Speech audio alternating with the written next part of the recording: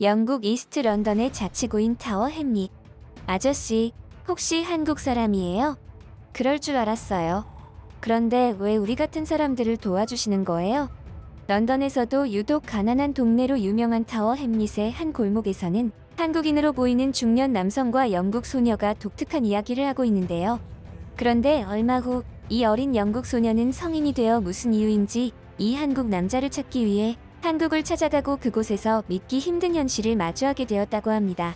도대체 그녀에게는 무슨 사연이 있었던 것일까요? 엄마, 우리는 왜 밥을 하루에 한 번만 먹어? 배고픈데. 내 친구 제이미는 2번 먹는다고 했단 말이야. 우리도 2번 먹으면 안 돼? 제가 어릴 적 엄마에게 자주 했던 말입니다. 많은 분이 선진국인 영국에서 기아 문제가 발생하고 있다고 하면 믿지 못하는 분들이 많습니다. 하지만 현실은 선진국이라 하더라도 여전히 특정 지역에서는 그런 문제들이 발생하고 있죠. 불행하게도 저는 기아 문제를 직접 겪었던 사람입니다. 하지만 지금은 그런 경험을 한 이쪽 출신이라고는 믿기 힘들 정도로 경제적으로 성공한 사람이 되었죠. 개천에서 용난다는 말은 실제로 일어나기 힘든 일이라고 생각했지만 제 생각이 틀렸습니다. 저 혼자만의 능력으로 그런 성공을 이룬 건 절대 아닙니다. 그 이면에는 저를 도와준 은인이 한 분 있었죠. 그분은 한국분이었고 지금의 저를 만들어준 분이었습니다. 저의 유년기 시절은 끼니조차 해결하지 못하던 시절이었습니다. 그때는 하루에 한 끼만 겨우 먹을 정도로 가난했고 저는 그게 일반적인 일인 줄만 알고 있었죠. 하지만 어느 날 한국인 중년 남자분이 우리 동네에 찾아오셨고 그분은 저와 가족들에게 먹을 것을 주시고 저희 부모님에게 일자리를 소개해 주셨습니다. 그냥 한 번만 그러신 게 아니라 주기적으로 찾아와서 저희에게 은혜를 베풀어 주셨습니다. 한 번은 한국인 아저씨에게 물어보았죠. 아저씨, 혹시 한국 사람이에요? 그럴 줄 알았어요.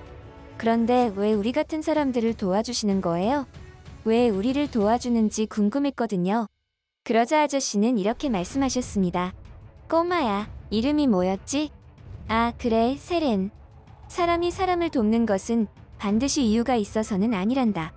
물론 어떠한 목적으로 접근해서 잘해주는 사람들도 많지만 뭐더라? 기억이 잘 안 나네. 아무튼 그런 사람들은 조심해야 하는 게 맞지. 내가 그런 사람들을 구별하는 법을 알려줄까? 아마 너에게 목적을 가지고 잘해주는 사람들은 어느 날 너에게 무언가를 원할 거다. 그게 무엇이든 그런 사람을 만난다면 일단 경계하는 게 좋을 거야. 이제는 기억할 법 또한 제 이름을 다시 한번 물으시며 아저씨는 진심으로 저를 걱정하듯 말했습니다. 저희 부모님은 한국인 아저씨 덕분에 일자리도 얻을 수 있게 되었고 우리 가족은 점점 생활이 좋아지는 게 느껴졌습니다. 하루에 한 번만 먹었던 끼니는 2번으로 나중에는 3번으로 늘었죠. 아직도 그때가 잊히질 않습니다. 우리 식구가 하루에 식사를 3번이나 할 수 있다는 사실에 너무나 감사한 마음이었습니다. 이 모든 것이 그 한국인 아저씨 덕분이었죠. 저는 그 감사함을 한시도 잊은 적이 없습니다. 하지만 우리 가족이 어느 정도 생활이 안정되어 갈 때쯤 한국인 아저씨는 돌연 모습을 감추었습니다.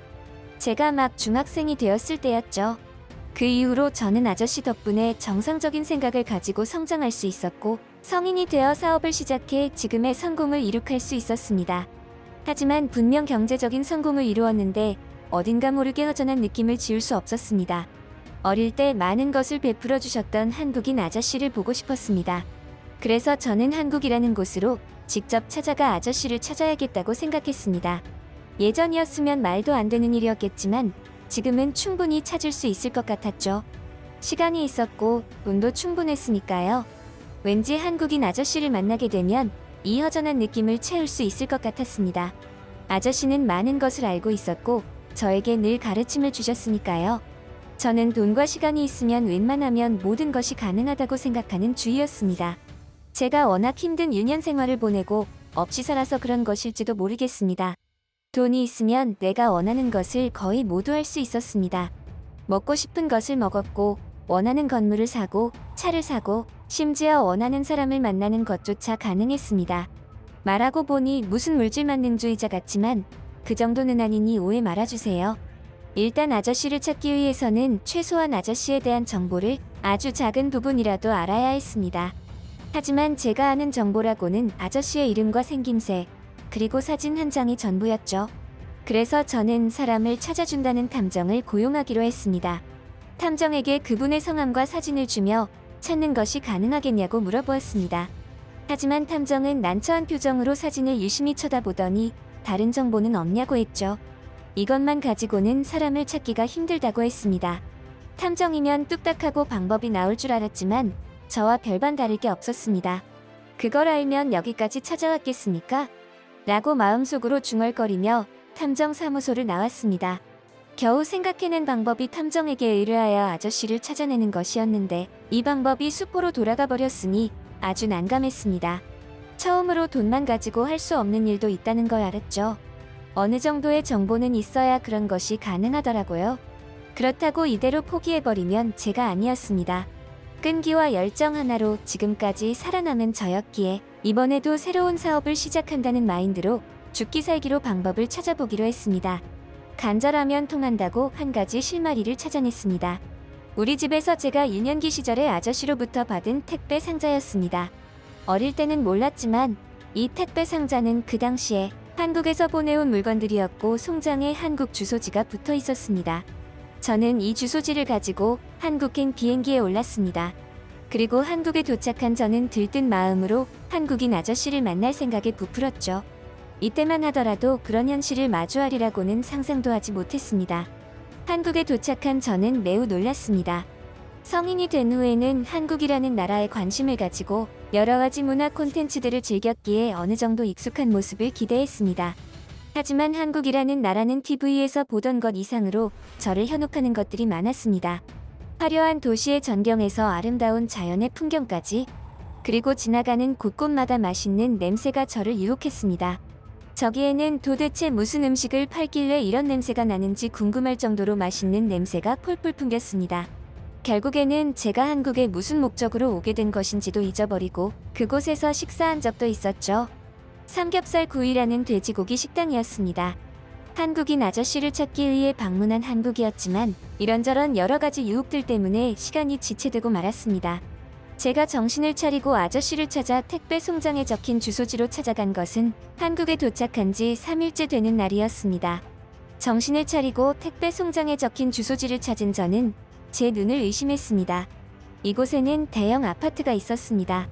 주소에는 정확한 동과 호수가 없었기에 이곳에서 아저씨에 대한 흔적을 찾는 것은 불가능에 가까워 보였습니다. 어림잡아도 10,000명은 넘게 사는 아파트로 보였으니까요. 여기까지 왔는데 혹시나 하는 마음으로 경비실에 들러 경비원분에게 아저씨의 사진을 보여주며 혹시 여기 아파트에 사는 사람이 맞는지 여쭈어 보았습니다. 아니, 외국 아가씨가 김 선생은 어떻게 알아? 무슨 일로 찾는 건데?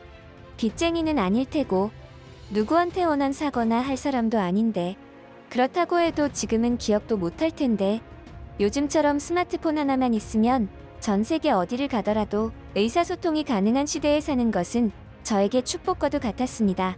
경비실 아저씨의 말에 따르면 아저씨는 이곳에 사는 사람이 맞았고 지금은 이곳에 없다는 식으로 말씀하셨습니다.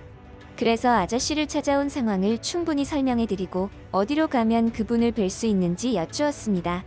그랬더니 경비원분은 또 다른 한국 주소지를 하나 적어주셨죠. 경비원분이 아저씨에 대해서 자세하게 알고 있는 것은 이유가 있었습니다. 과거에 경비원분이 경비 근무를 수행 중 아파트 주민분과 마찰이 있었고 그때 아저씨가 경비원분을 도와줬던 인연 때문에 그때부터 친하게 지냈다고 했죠. 경비실에서 받은 새로운 한국 주소지를 확인한 저는 불길한 예감에 사로잡혔습니다. 부디 내가 생각하는 그런 일은 없기를. 그리고 다음날 경비실에서 받은 주소지로 향했습니다. 그곳은 대형 병원이었습니다. 환자 입원실에 면회하기 위해 찾았지만 그곳에 계신 아저씨는 저를 만나주지 않았습니다. 하지만 포기하지 않고 다음날 다시 방문하여 면회를 신청했고 비로소 아저씨를 만날 수 있었습니다. 많은 세월이 흐른 뒤 보게 된 아저씨의 모습은 그리 좋지 못했습니다. 머리카락은 새하얗게 변해 있었고 주름은 깊게 패서 세월의 흔적이 강하게 남아 있었습니다. 하지만 밝고 긍정적인 미소만은 잃지 않으셨죠. 세렌, 정말 오랜만이구나. 어제는 내가 컨디션이 좋지 않아서 면회하지 못했단다. 이해해주렴. 세렌, 맞지? 아, 그래, 너무 반갑구나. 어떻게 지냈니? 조금은 이상한 듯 보였지만 예전 아저씨의 모습이 그대로 남아 있었습니다. 그리고 아저씨는 저를 데리고 한국의 문화들을 구경시켜주고 맛있는 음식도 함께 먹으며 즐겁게 지냈습니다. 아저씨와 즐겁게 지내는 동안에도 마음에 걸리는 그 한 가지 질문은 기어이 하지 못했습니다. 어디가 편찮으셔서 병원에 계시는 거냐? 이 한마디를 말이죠. 하지만 그 질문에 대한 해답은 예기치 못한 곳에서 나왔습니다. 즐거운 한국 탐방을 즐기고 다시 아저씨와 함께 병원에 도착했습니다. 그리고 아저씨는 저에게 충격적인 모습을 보여주었죠. 누구세요? 여기 어디죠? 밥 좀 주세요. 저 배고파요. 아저씨는 하얀 머리와 깊게 파인 주름을 한 아이로 변했습니다. 그제야 아저씨가 왜 병원에 입원한 채로 생활하게 되었는지 알 수 있었습니다. 아저씨는 이미 제가 어릴 적 처음 만났을 당시부터 치매를 앓고 있었습니다. 시간이 지날수록 증상이 심해져 지금은 병원에 도움이 없으면 일상생활이 힘든 정도가 되어서 입원 생활을 하고 계신 거라고 했죠. 그렇게 타인에게 인정을 베풀며 살아오신 아저씨에게 이런 일이 생기니 마음이 너무나 안 좋았습니다. 그 와중에 아저씨는 저를 만나 그때의 추억을 떠올리며 저에게 한국을 구경시켜 주시며 시간을 투자하셨던 겁니다. 그로부터 3년의 세월이 흐른 지금은 하루 중에 반나절은 저를 기억하지 못하십니다. 저는 한국에 주기적으로 방문을 하며 아저씨를 만나서 시간을 보내고 있습니다. 그리고 한국의 불우한 아이들을 위하여 자선활동을 하고 있죠. 제가 영국에서 사업을 하며 나름대로 큰 성공을 거두었음에도 허전했던 마음 한쪽이 드디어 채워지는 느낌이 들었습니다. 아저씨는 저에게 늘 친절함과 이타심에 대해서 강조하셨습니다. 세렌, 너도 나중에 성인이 되고 훌륭한 사람이 되면 다른 사람들을 도와주는 친절한 사람이 되어야 해. 다른 사람을 이해하고 그들의 감정을 공감하게 되면 비로소 네가 그동안 느껴보지 못한 행복을 느끼게 될 거야. 지금까지 한국의 특별하고 감동적인 소식을 전하는 월드맵큐브였습니다. 어릴 적 끼니조차 해결하지 못할 정도로 어려울 때 도움의 손길을 건넨 한국 남자와의 특별한 인연이 있었던 영국인 세렌 씨의 사연 어떠셨나요? 여러분들은 어떻게 생각하시는지 의견을 남겨주세요. 여러분의 인생에 일어날 긍정적인 변화를 응원하겠습니다. 구독과 좋아요는 영상을 제작하는 데 큰 힘이 됩니다. 끝까지 시청해주셔서 감사합니다.